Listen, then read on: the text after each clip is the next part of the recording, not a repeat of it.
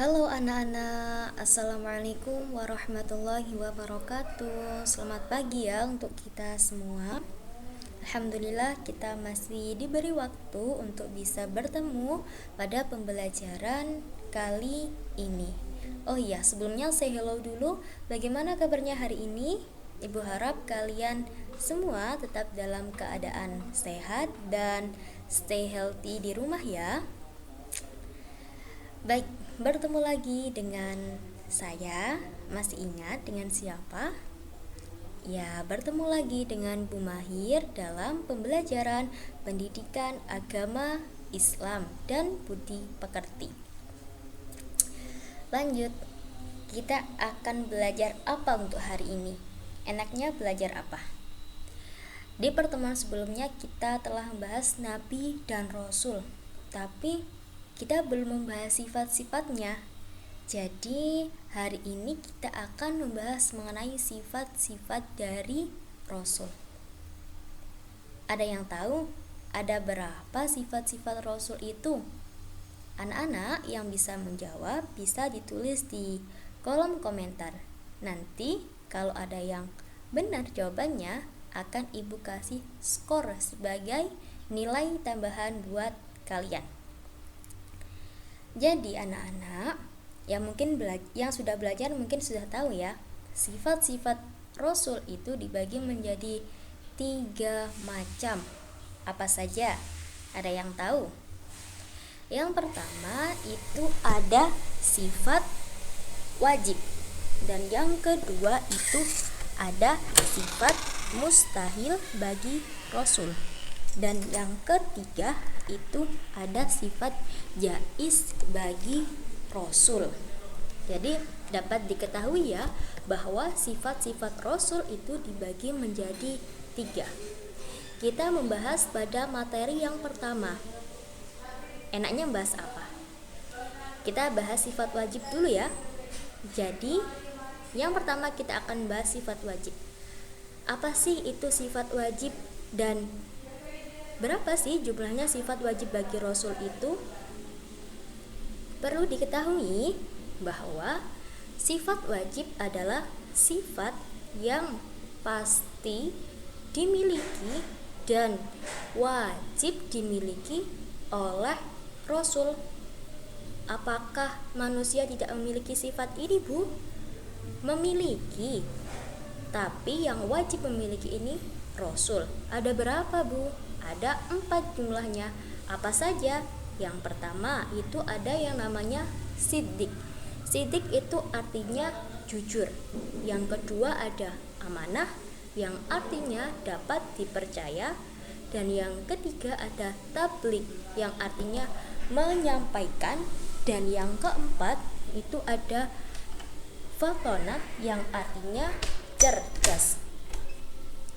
Lalu apakah hanya ada sifat wajib saja?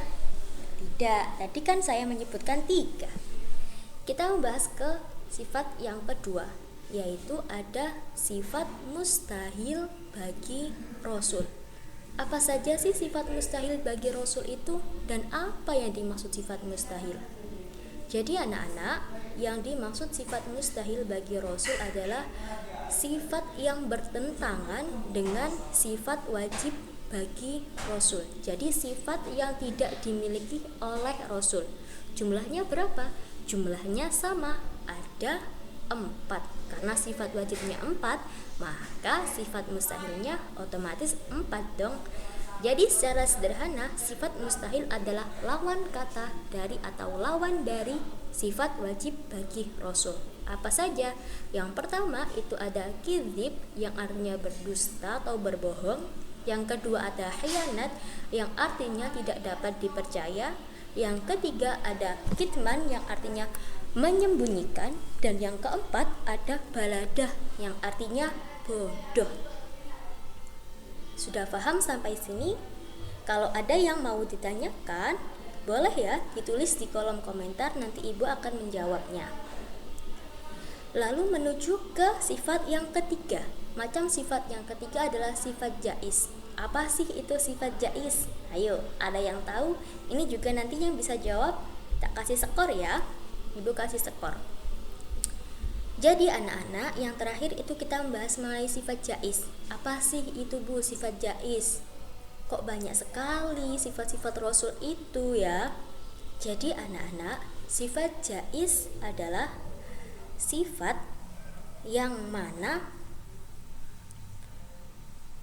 sifat yang tidak mengurangi derajat kerasulannya mereka di mata manusia, atau secara sederhana sifat yang boleh dilakukan oleh Rasul.